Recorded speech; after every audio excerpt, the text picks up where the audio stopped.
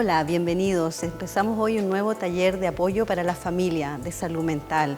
Entonces, hoy día vamos a trabajar todo lo que es la resiliencia y también conocer sobre las neuronas espejo. Bueno, como ya saben, mi nombre es Priscila Zavala Romero, estoy a cargo de este taller, soy coach, psicoterapeuta, también me encargo de algunos otros oficios como gestora cultural y me gustaría mencionar el día de hoy también que soy madre de un joven de 20 años. ¿Por qué es tan importante decir esto para mí? Todo el mundo de repente se valora demasiado el currículum profesional y la cantidad de títulos que uno va adquiriendo, ¿no? En la nueva era, en la era del conocimiento, en la era digital, hoy se tiene que prevalecer la experiencia, el valor de los resultados. En estos momentos me interesa que se conecte con la idea de que pese a los diferentes roles profesionales que ocupamos, también tenemos roles a nivel familiar, personal. Y esta interacción en diferentes áreas de nuestra vida es lo que es necesario manejar y tomar conciencia a la hora de entender y comprender que somos parte de una sociedad y que la sociedad va a cambiar a medida que nosotros como familia, en el vínculo que tenemos con nuestros hijos, vamos a transformar esta sociedad. Eso como primera instancia. ¿Por qué empiezo con este tema? Porque las neuronas espejo hizo un cambio, los estudios y las investigaciones que recién se pudo descubrir en unos 15, 16 años. Eso cambió todo lo que teníamos de antecedente a nivel de neurociencia, en psicología, en antropología. Entonces tenemos que transformar también estos conocimientos. Como padres o como gestores de alumnos que trabajamos con niños, tenemos que saber esto nuevo, lo último. ¿Por qué es tan importante las neuronas espejo? Vamos a comenzar hoy día por este tema por diferentes motivos. Primero, ya he mencionado y les invito a que revisen la página de la Corporación Cultural para que puedan tener estos talleres educativos, no solo de los de la inteligencia emocional, de este taller de salud mental para las familias, sino que también todas las didácticas que hay de aprendizaje que hacen a nivel artístico, ya sea las diferentes cápsulas que podrán encontrar.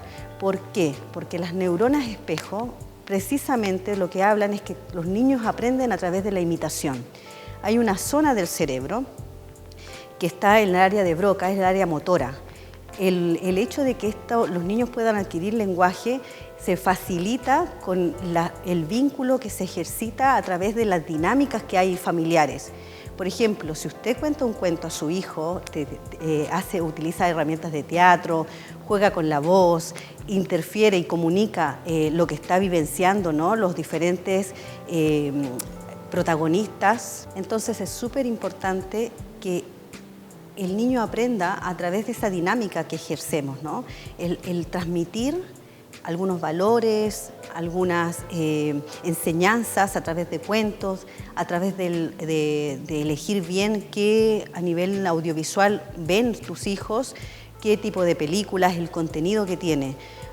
Y sobre todo darnos cuenta de que si hay una zona del cerebro, y en realidad es una zona muy importante porque tiene que ver con el lenguaje, con la capacidad motora, el entender las emociones, porque es la forma en que los seres humanos, los mamíferos, podemos captar de afuera lo que está transmitiendo y eso me va a facilitar comunicarme con el otro, entender cuál es el factor que está exponiendo mi padre y mi madre o el cuidador que está a cargo mío, ¿no? Entonces la forma en que el niño se va socializando y también va a variar según la cultura. Si entonces entendemos que es un tema a nivel de cerebro, tenemos que conocer también que estas zonas que ahora se descubrieron, que se conocen exactamente gracias a que los avances en tecnología, el electroencefalograma se quedó corto a la resonancia magnética. Ya los diferentes estudios, uno de ellos que es muy revelador, es el hecho de que se estudia con los primates, que el movimiento que hacía de coger un objeto, como una banana, activaba una zona del cerebro, pero luego ese primate, estando quieto, observando a otro hacer ese mismo movimiento y coger una banana, se le activaba al que estaba quieto la misma zona del cerebro. Entonces le daba a entender que estaba aprendiendo. El aprendizaje es visual, es vicario. Por eso los niños imitan todas nuestras costumbres.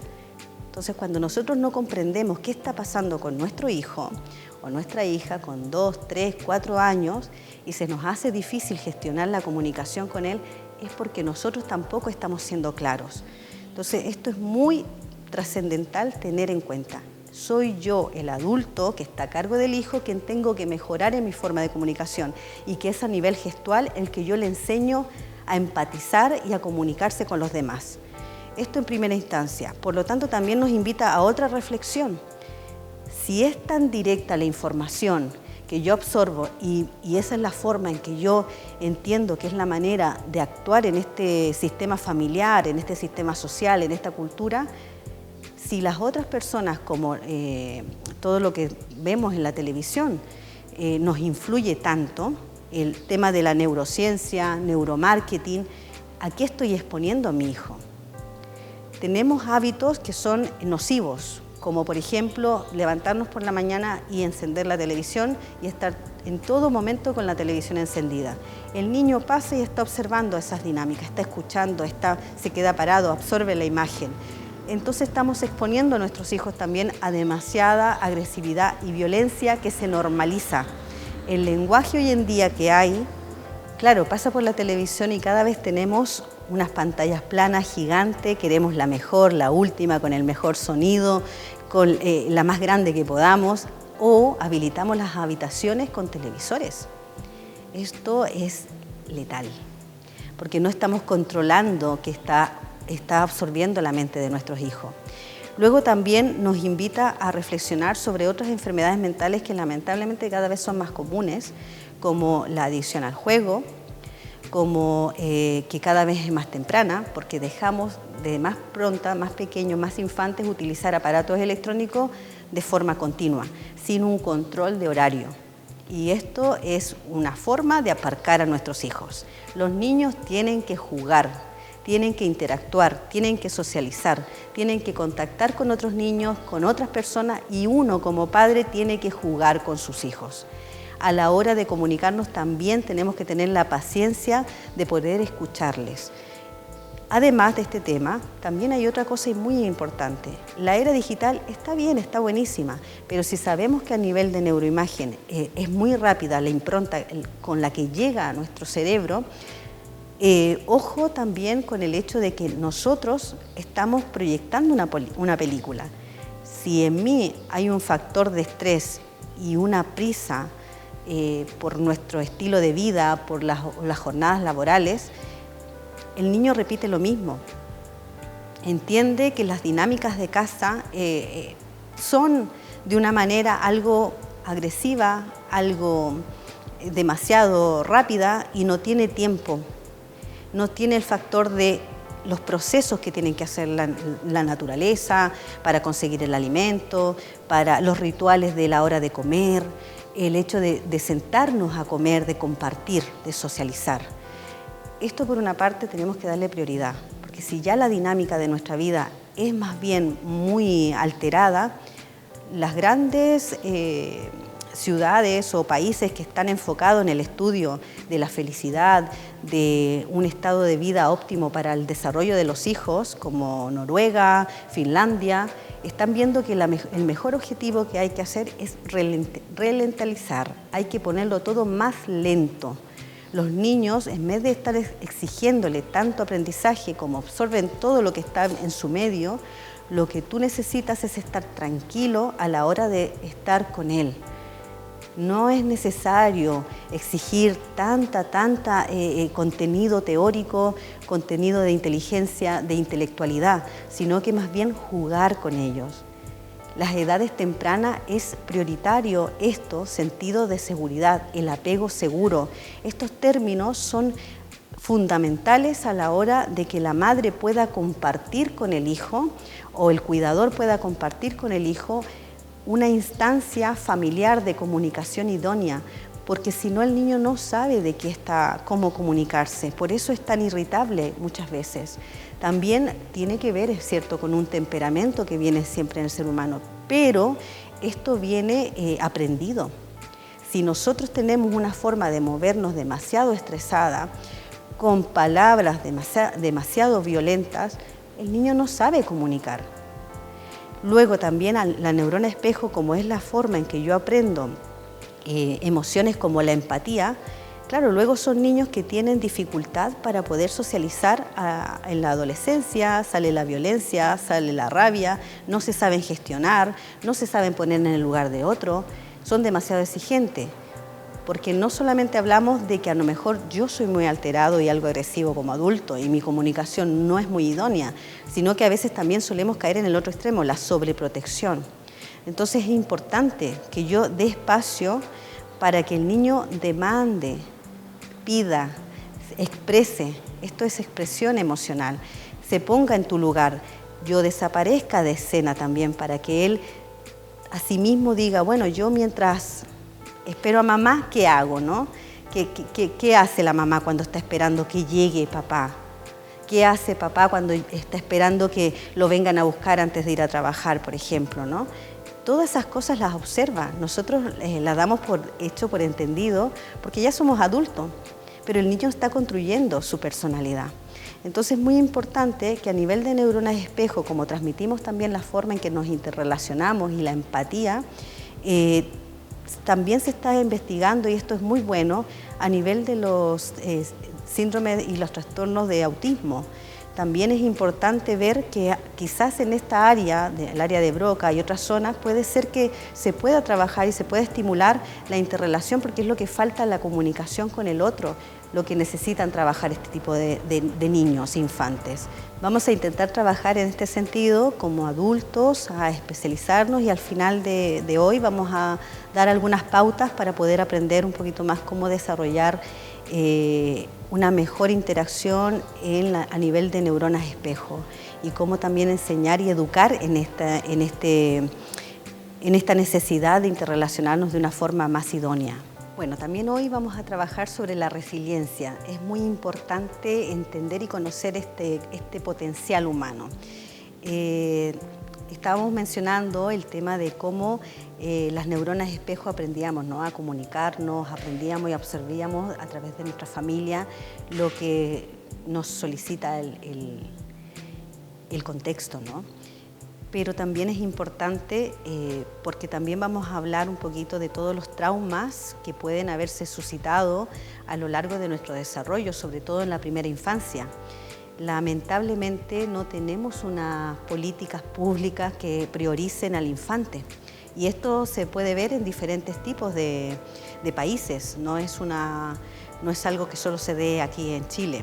Entonces es súper importante tener en cuenta esto, porque si no tenemos algunas ideas claras de cómo proteger el cuidado de la crianza, cómo proteger que la seguridad de la madre a nivel social esté dada para que ella pueda solo enfocarse en el trabajo de criar a su hijo, de crear un apego seguro, de crear instancia en la que ella tenga la tranquilidad de poder desarrollar un vínculo idóneo con el niño y que el niño se sienta seguro. Ahora, ¿qué significa esto? Porque creo que a nivel de pediatría no se informa a la hora de controlar los niños, solamente se controla la parte biológica y no se va informando el desarrollo mental del infante. Es muy importante que el niño sienta apego seguro. ¿Qué quiere decir esto? Es que el niño pueda ser resolutivo, se sienta amado, se sienta conectado y con un vínculo real con la madre, no sienta abandono ni sobreprotección. Entonces, él, cuando la madre por ABC tiene que hacer otra tarea, se queda solito y él puede resolver, va a llorar, pero inmediatamente con un estímulo va a poder resolver o va a tener ganas de ver algo o de tocar algo. Apenas llega la madre, la va a querer abrazar y la madre la va a abrazar, ¿no?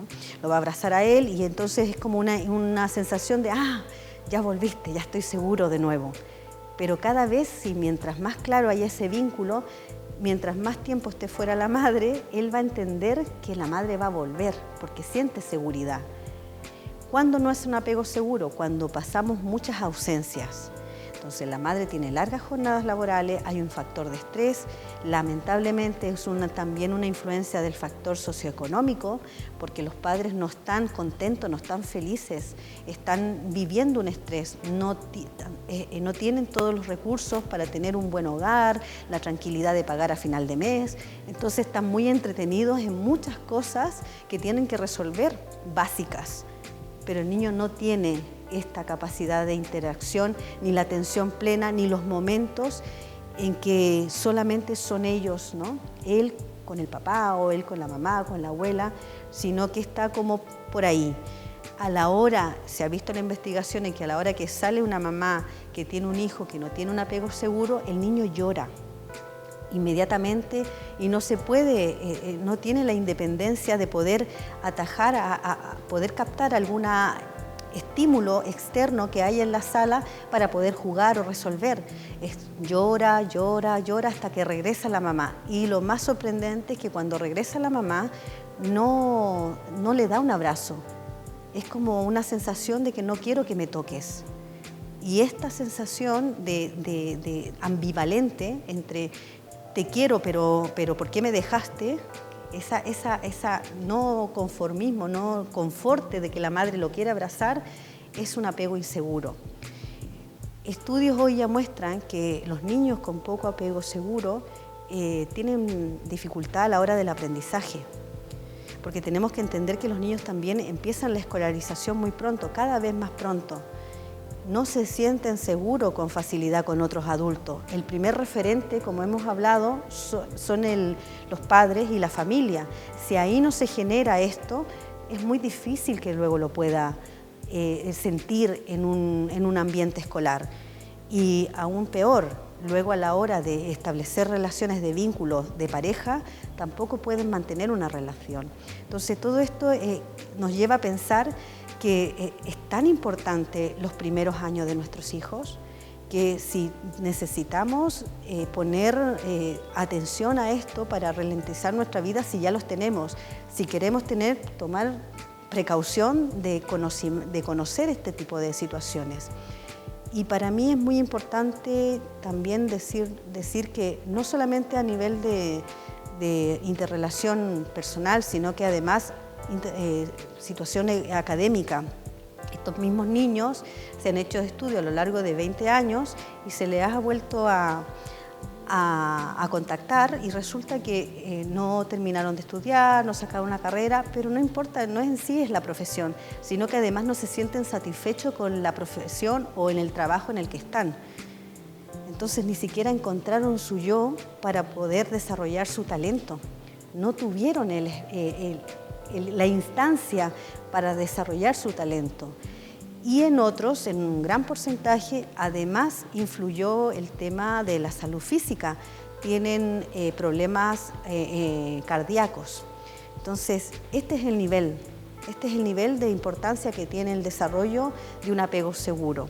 ¿Esto por qué lo hablamos en el tema de la resiliencia? Porque claro, si tenemos infantes infelices, comúnmente, lamentablemente, van a ser adultos infelices. Claro, entonces, ¿cómo pasamos de una infancia infeliz a una adultez sana? Si los factores sociales y socioeconómicos y familiares no están dados para que podamos tener un apego seguro. En realidad tampoco tenemos la información, no hay escuela para padres. Entonces tampoco la idea es entrar en juicio de valor sobre cómo lo estamos haciendo o lo mal que lo hemos hecho, sino que ya que ahora que somos adultos y nosotros también fuimos hijos, el producto de un sistema familiar, tenemos que darnos cuenta que podemos salir de estos tipos de interacción que a lo mejor dificultaron o que dificultan nuestra actual vida. Entonces, ¿cómo hacer que el trauma no determine nuestra vida, ¿no? Para esto también hay que tener claro qué significa entonces resiliencia. Resiliencia es la capacidad que tiene el ser humano de poder superar la adversidad. Entonces, entendamos que esto es un potencial humano. Esto es lo que se tiene que fomentar en la escuela. Por eso es tan importante entender, ¿no?, los diferentes estudios. Nosotros sabemos hoy en día, ¿no?, que lugares como Tel Aviv, diferentes zonas donde hay demasiada violencia, que aún hoy hay golpes, también en nuestra historia, nuestra propia historia, la dictadura, hay guerras, hay personas que hoy países que están siendo bombardeados. Entonces esta situación nos hace entender que siempre va a haber y siempre hubo adversidad. ¿Cómo aprendemos a ser resilientes? Entonces algunas investigaciones que se hicieron con mujeres con experiencias traumáticas por el tema de las guerras, ¿no? De los atentados. 170 mujeres estudiaron ahí en Tel Aviv y se descubrió que estas mujeres con síndrome postraumático a raíz de estos eventos estaban embarazadas. Entonces estas mujeres fueron analizadas en cómo estaba su desarrollo neuronal y se pueden ver las zonas que estaban afectadas. Entonces, si no se hubiese trabajado, no se hubiese dado este desarrollo social, la asistencia en psiquiatría, la asistencia de psicología, la sostenibilidad por la situación que estaban viviendo, el amparar a estas personas, esos niños ya venían con un desorden, una desorganización a nivel neurológico del cerebro. Entonces, lo que se hace es dar apoyo, que se dio ese apoyo, se escuchó su historia, se le dio alternativas, se le está dando cierta protección y esto hace que ellas se vuelvan más resilientes, que ese trauma se pueda llevar a otro aspecto de la vida, a tener esperanza. Eso por una parte. La parte de la investigación de los antecedentes biológicos de estos hechos dan otros antecedentes a nivel de estrés. El cortisol es uno de los neurotransmisores, una hormona que es muy importante para el desarrollo de nuestro día a día. Por ejemplo, es importante sentir cierto nivel de estrés, es común y es normal, porque si no, por ejemplo, no responderíamos bien a la hora de hacer una presentación como la que estoy haciendo ahora, o rendir un examen, o entregar un trabajo, o realizar un trabajo de forma efectiva, ¿no? Pero cuando los niveles de estrés son muy altos, claro, esos niños, esos infantes estaban sometidos en el vientre ya a un estrés, a una cantidad de cortisol que les hizo salir en su nacimiento ya de forma dañada. Entonces es importante entender que los bebés, y nosotros mismos, desde que tenemos 2 meses dentro del vientre de nuestra madre, todo lo que sucede en nuestro entorno afecta a nivel emocional, a nivel cerebral y en nuestro desarrollo como seres humanos, luego cuando seamos unos adultos. Me interesa mucho inyectar un poco de esperanza a esta situación, porque entonces si no nos quedaríamos con la idea de que ya está todo perdido, ¿no? Entonces vamos a pensar qué podemos hacer ante estos antecedentes, ¿no? Una de esas cosas es entender la neuroplasticidad. Nuestro cerebro tiende a organizarse, es adicto a los buenos tratos. Un niño, por su naturaleza, tenemos un concepto bastante equivocado. La sociedad capitalista, neoliberal, extremadamente consumista, nos hace pensar que somos personas competitivas, que nuestra necesidad es irnos pegando codazos para sobrevivir. La realidad no es así. Nuestra biología tiende a la comunidad. Nuestra biología, de hecho, si tú ves un bebé, se encanta y se maravilla con todo, tiene unas ganas de ser protegido, de ser amado. Entonces, si existe esa plasticidad de según el entorno, la interacción que tengamos, cambia, modifica nuestro cerebro y por lo tanto nuestro estado emocional, hoy siendo adultos podemos transformarnos en adultos felices. Entonces, ¿qué es la superación de la adversidad? No quiere decir que uno vaya a ser una persona exitosa con el éxito material que todos entendemos, sino que quiere decir que yo estoy atento, que la situación traumática que yo haya vivido no determina mi vida y que realmente puedo comprender que existe maldad, que existe personas que no están en un estado emocional ni mental idóneo y que probablemente a lo mejor estuvieron en un vínculo cercano contigo que no lo hicieron de la mejor manera porque no tenían los recursos y que socialmente se había aceptado ciertos patrones, ¿no? Como de violencia, de agresividad, de maltrato. Entonces, ¿cómo reparamos esto? Bueno, una de las técnicas que es muy importante y desde el Centro y la Corporación Cultural, que es un centro de cultura, son las artes escénicas. Y esto se ha visto desde los niños cuando uno les enseña a través de la danza, la música, todo lo que puede llegar a sentir y hacer y expresar, porque al final se trata de asimilar la situación que ha vivido, aceptar y luego también ayudarles a manifestar esa emoción. A veces no necesariamente tiene que ser a través de la expresión y la comunicación directa, porque a veces nosotros no estamos preparados para escuchar a una persona que nos puede contar un trauma o una situación que es realmente delicada. no sabemos sostener un llanto desbordado. No estamos preparados todos para hacer eso. Entonces, ¿qué hacemos? Una de las artes que es muy importante también, y las mencioné a nivel de neuronas de espejo, el nivel visual, es el cine. El cine favorece porque nosotros podemos internalizar una situación terrible, hacerla que sea más aceptable para nuestro cerebro y poder empatizar con la sociedad. Por ejemplo, todos habéis visto alguna película sobre el Holocausto, alguna situación donde es demasiado terrible ver cómo se maltrata a una mujer, cómo matan a los niños, cómo violan. Quizás es más fácil hacer este tipo de cine donde tú puedas mirar y comprender que hay cosas que no se puede normalizar, que no tienen una aceptación dentro de la sociedad. Entonces es más fácil de digerir como ser humano. Y a nivel de crear un ambiente resiliente, es que yo me doy cuenta de las cosas como adulto que puedo fomentar en mi hijo y cambiar, ¿no? Lo que yo no recibí, darlo. Preocuparme de tener los antecedentes, de compartir, de crear un vínculo sano con los hijos, de crear ese espacio donde ambos dibujemos, donde ambos escuchemos una música que nos guste, hacer cultura musical, darles herramientas de felicidad en contacto con la naturaleza, pasar horas en la playa sin ningún tipo de aparato electrónico. También ayudarles a que ellos puedan comunicar. Si yo sé que a mí me cuesta porque yo nunca he expresado lo que siento, quizás también aprender yo cómo se expresan las emociones de forma más adaptativa y más funcional.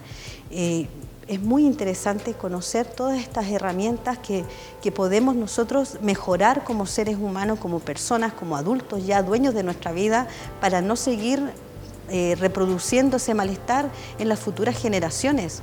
Está en nosotros hacer ese cambio. Esa habilidad de resiliencia es un potencial del ser humano, muy interesante y que las tenemos todos, innata. No hay que producirla, no hay que enseñarla. Sí que se puede educar la capacidad de comunicación, se puede educar que es más importante ser feliz que tener un mejor resultado académico. A veces también estamos ahora mismo en el apuro, en la prisa, ¿no? En la prisa, tenemos que ralentizar nuestras dinámicas diarias y sobre todo generar, ¿no?, esa capacidad de poder escuchar al otro sin juzgar. Empezar con nosotros mismos. La resiliencia tiene que ver cómo yo proceso la información y qué hago con el evento desafiante que está sucediendo afuera. La vida pasan cosas. No es algo simple. De hecho, estamos vivos para poder adaptarnos a la situación, para poder aprender a evolucionar. Y aquí también va un tema que es importante de rescatar, el éxito y el fracaso. Tenemos instaurados unas ideas sobre el fracaso que tenemos mucho miedo a fracasar. Entonces tenemos mucha exigencia. Nos sentimos, si nos equivocamos o cometemos errores, el sentimiento de fracaso es terriblemente denigrante. En realidad es un aprendizaje y una capacidad de evolucionar y de crecer. Tenemos que equivocarnos. Ensayo y error, eso es aprendizaje. Al final nos equivocamos en educación cuando estamos exigiendo un resultado óptimo, cuando lo que estamos buscando es que se aprenda, y para que se aprenda se tiene que equivocar, tiene que haber malos resultados hasta dar con el resultado óptimo. Entonces tenemos que cambiar el nivel de cómo exigimos a nuestros hijos, ¿no? Otra de las importancias que tiene la resiliencia es aprender a vivir el ahora. Uno tiene que perdonarse y tiene que perdonar. También es un acto de resiliencia. No puede ser de otra manera porque lo que ya pasó no hay una varita mágica ni se puede retroceder el tiempo. Esto no es magia, es aceptación y compromiso con el bienestar. Entonces yo, si en algún momento vuelvo a dudar de mí, vuelvo a tener esa autoestima un poco baja y que voy hablándome mal, un diálogo interno negativo, tengo que recapitulizar y poder decir, ¿qué voy a hacer ahora? ¿Por qué me estoy hablando así? ¿Por qué estoy dudando de mí? ¿Dónde quedó mi autoconfianza? Entonces, si yo estoy en esta sintonía, ¿cómo puedo yo entregar felicidad a nuestros hijos? No solamente se trata de tener un plato de comida, No se trata solo de poder dar la casa y el ambiente, que quizás unas condiciones mejores. Si tú tienes piscina, evidentemente tú llevas a tu hijo a la piscina y hay más facilidad para compartir momentos y espacios de diversión, que no solamente estar encerrado en cuatro paredes, ¿no? Pero a veces también con pocos recursos podemos hacer grandes cosas. No necesitamos estar todo el día con la televisión encendida. Necesitamos comunicarnos. Es la forma en que los niños van a poder aprender a socializar. No necesitamos comprarle el mejor aparato electrónico. Ellos necesitan de ti, necesitan de tus palabras, necesitan de tu afecto. Somos personas, seres sociales, necesitamos compartir. La única forma que podemos salvar esta situación conflictiva o dolorosa, si hubo algún trauma, es recurrir hoy a las personas que pueden darte esa alegría.